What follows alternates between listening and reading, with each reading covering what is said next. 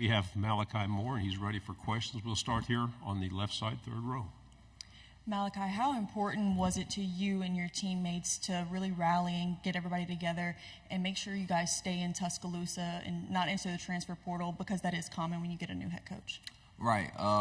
It was very important. I think that's one of the things that was our main focus when Coach Saban made his decision, and the leaders on the team to try to get everybody together, get everybody to have a level head, and just don't make any rash decisions.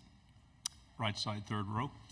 Malachai Moore, Corey LeBounty, WNSP 105.5, Mobile, Alabama. Talk about being named a permanent team captain, what that means to you and your legacy helping this momentum shift and with the coaching change moving forward. Right. It definitely means a lot. My teammates picked me to be a permanent captain at the end of the year, and it's something that I definitely have a high regard to. It's definitely a great honor to be appointed by your teammates, your brothers, somebody that you go to work with each and every day, and for just being yourself and them recognizing you and your leadership, it was a special moment. Third row, and then pass it over your right shoulder. Tyler Shaw with KBTX and College Station. What's been the biggest difference, in philosophies between Nick Saban and now Kalen DeBoer? And then who's got the better fit here at Media Days, you or Jalen? That's a great question.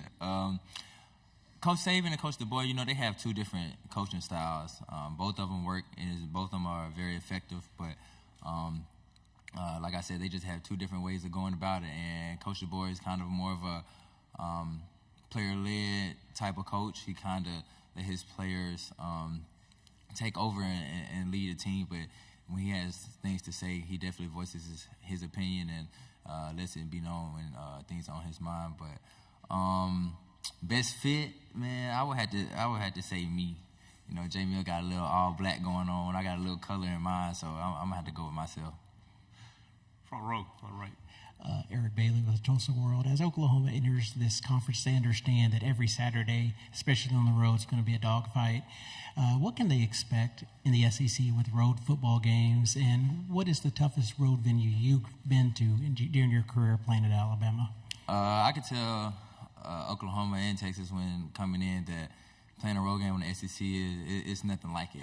The fans are second to none. The conference is second to none, and everybody's going to be ready to go each and every week, despite anybody's record. Any given Saturday, you can be beat if you don't bring your best that day, and the fans are definitely gonna let you know that they're there for sure. And the toughest away game, I don't know, man. Every SEC away game is kind of the same for me. It's loud, rowdy, and my head is rattling after the game. But it's a fun environment to play in. Going away to somebody else's territory is always fun.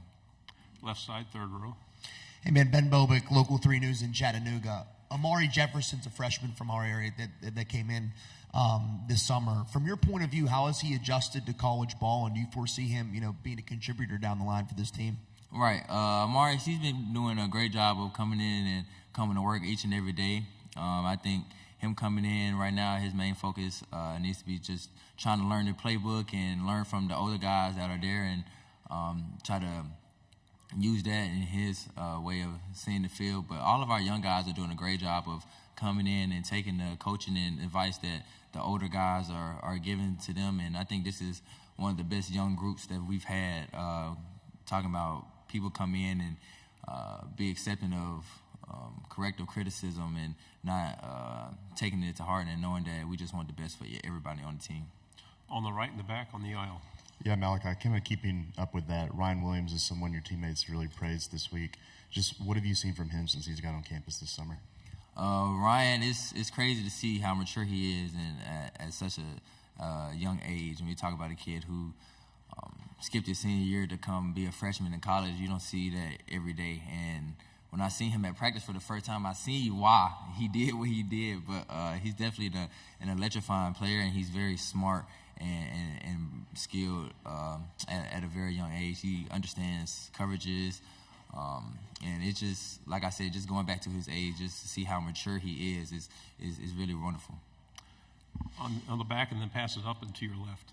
Dan Peck, ESPN 106.7 in Auburn. Tyler said he never doubted the 2023 Iron Bowl for a second. I'd love to know your thoughts, there from the sideline, watching that final drive as Alabama came back and won the game.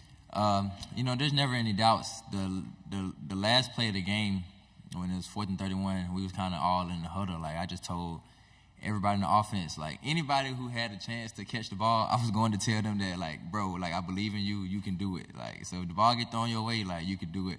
But after I did that, went over to the sideline, and I turned around. I put my head down, put a towel over my head. I ain't want to see. And then all of a sudden, I hear cheering, and I'm like, it's not that loud, though. And I look up, and it's our fans cheering. I'm like, what happened? What happened? Like, Jay Mills just threw a touchdown. And I just started going crazy. But, yeah, that was a crazy time. Right side, second row.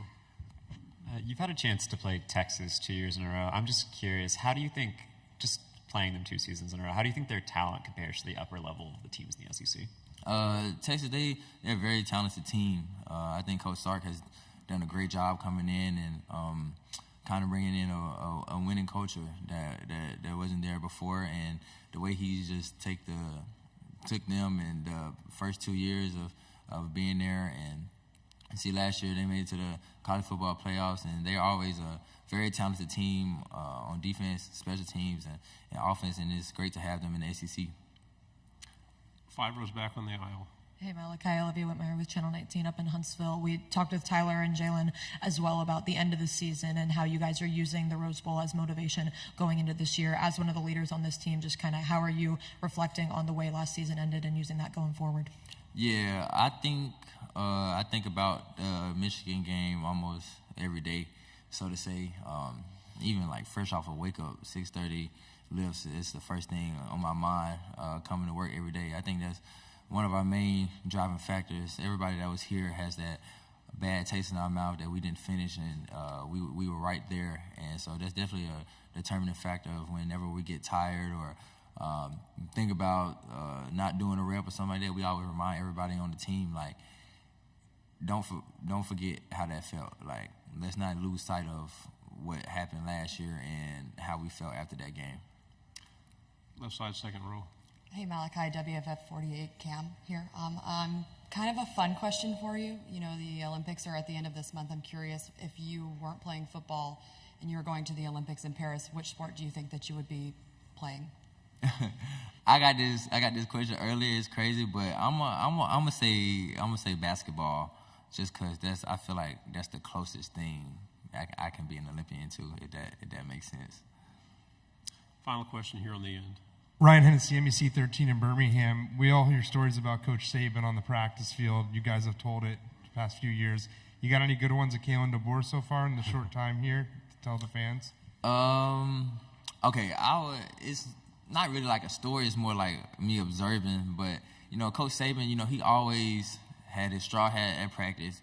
He always wore the same thing. So if it was hot, he always wear like his little khaki shorts, his little vest, and a little shirt. So you always kind of knew like who Coach Saban was based off his attire. But like Coach DeBoer, he has like a regular Alabama hat on, Alabama t-shirt, and some shorts. So like the first couple of practices, he'll just be standing by me. I'll be like, oh, that's Coach DeBoer. Like, that's the head coach right there. Like, I didn't even know he was standing right there. But I think that's the biggest thing, just seeing him move around the field and not, like Coach Saban just be on the defensive side. That was a big change for me. Great job. Thank you very much. Thank y'all.